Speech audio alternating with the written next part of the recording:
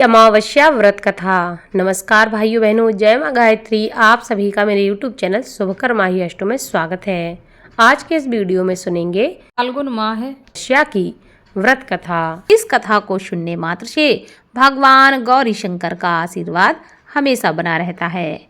उससे पहले आप सभी से विनम्र निवेदन है, अगर आप मेरे चैनल पर पहली बार आए हैं तो प्लीज़ वीडियो को लाइक, चैनल को सब्सक्राइब और वीडियो को ज़्यादा से ज़्यादा शेयर अवश्य करें, ताकि आपके साथ साथ आपके अपने भी इस कथा को सुनकर लाभ ले सकें और ईश्वर की कृपा आपके साथ, आपके घर परिवार पर भी हमेशा बनी रहे और उनके जीवन के भी सारे मनोरथ पूर्ण हो सकें। अमावस्या के दिन मनुष्य को दान अवश्य करना चाहिए, क्योंकि अमावस्या पर दान स्नान का विशेष महत्व होता है।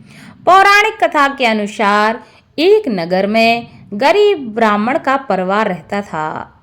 उस परिवार में पति, पत्नी और उसकी एक पुत्री थी।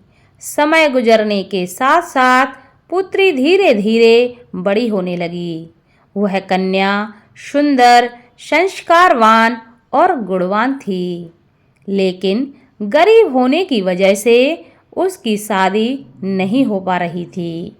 एक दिन उस ब्राह्मण के घर एक साधु महाराज आए। कन्या ने साधु की खूब सेवा की। साधु उस कन्या के सेवा भाव से इतने प्रसन्न हो गए कि उस कन्या को उन्होंने लंबी आयु का आशीर्वाद दे दिया, लेकिन साथ में यह भी कहा कि इस कन्या के हाथ में विवाह की रेखा ही नहीं है, तो इसका विवाह कैसे हो सकता है। तब ब्राह्मण दंपत्ति ने साधु से इसका उपाय पूछा। साधु महाराज ने कुछ देर सोचने के बाद अपनी अंतर्दृष्टि में ध्यान करके बताया कि यहाँ से कुछ ही दूरी पर एक गांव में सोना नाम की धोबिन महिला अपने बेटे और बहू के साथ रहती है, जो संस्कार संपन्न तथा पतिपरायण स्त्री है। यदि यह कन्या उस धोबिन की सेवा करे और बदले में वह महिला प्रसन्न होकर इसकी शादी में अपने मांग का सिंदूर लगा दे और उसके बाद इस कन्या का विवाह हो जाए, तो इससे कन्या का वैधव्य योग नष्ट हो जाएगा।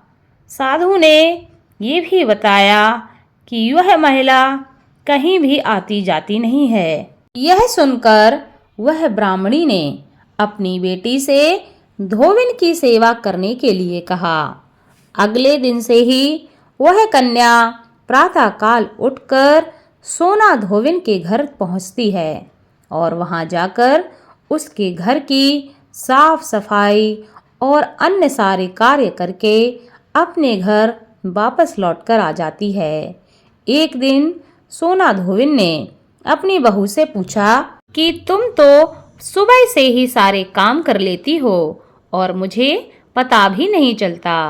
बहू ने कहा, माँ जी, मैंने सोचा कि आप ही सुबह उठकर सारे काम कर रही हो, क्योंकि मैं तो देर से उठती हूँ। यह सब जानकर दोनों सास बहू अपने घर की निगरानी करने लगी कि आखिर कौन है जो सुबह घर आकर सारा काम करके चला जाता है और हमको पता भी नहीं चलता।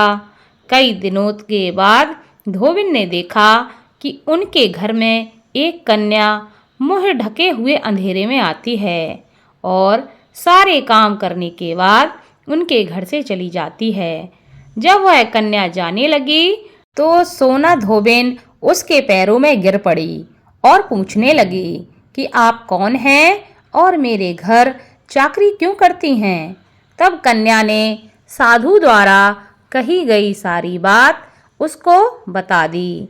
सोना धोबिन पति परायण स्त्री थी और उसमें इतना तेज था, तो वह उस कन्या की मदद करने के लिए तैयार हो गई। सोना धोबिन के पति थोड़ा अस्वस्थ थे। उसने अपनी बहू से अपने लौट आने तक घर में रहने के लिए कहा। सोना धोबिन ने जैसे ही उस कन्या की मांग में अपना सिंदूर लगाया, सोना धोबिन का पति मर गया। उसे इस बात का पता चल गया। सोना धोबिन उस दिन अपने घर से निराजल ही चल पड़ी थी, यह सोचकर कि रास्ते में उसे कहीं पीपल का पेड़ मिलेगा तो वह उसे भंवरी देकर और परिक्रमा करके ही जल ग्रहण करेगी। उस दिन अमावस्या थी। ब्राह्मण के घर से मिले हुए पकवान की जगह सोना धोबिन ने ईंट के टुकड़ों से 108 बार भंवरी देकर 108 बार पीपल के पेड़ की परिक्रमा की और उसके बाद ही जल ग्रहण किया। ऐसा करते ही उसका पति फिर से जिंदा हो गया। इसीलिए अमावस्या के दिन पीपल वृक्ष की महिलाएं परिक्रमा करती हैं, उनकी पूजा करती हैं, क्योंकि ऐसा करना शुभ माना जाता है। अमावस्या के दिन पीपल को जल देने से हमारे पितर जो हैं वह प्रसन्न होते हैं और कुंडली से पितृदोष समाप्त भी होता है। शाम के समय अमावस्या के दिन पीपल के वृक्ष में तेल का दीपक अवश्य रखना चाहिए और उसकी लौ दक्षिण की दिशा की ओर होनी चाहिए। ऐसा करने से कुंडली में पितृदोष जैसी समस्याएं समाप्त होती हैं और हमारे पितृ प्रसन्न होते हैं और उनकी कृपा से जीवन में सुख समृद्धि और खुशहाली बनी रहती है। इसी के साथ अगहन माह अमावस्या की कथा संपन्न हुई। इस कथा को ज़्यादा से ज़्यादा शेयर करें ताकि आपके साथ आपके अपने भी इस कथा को सुनकर लाभ ले सकें। धन्यवाद।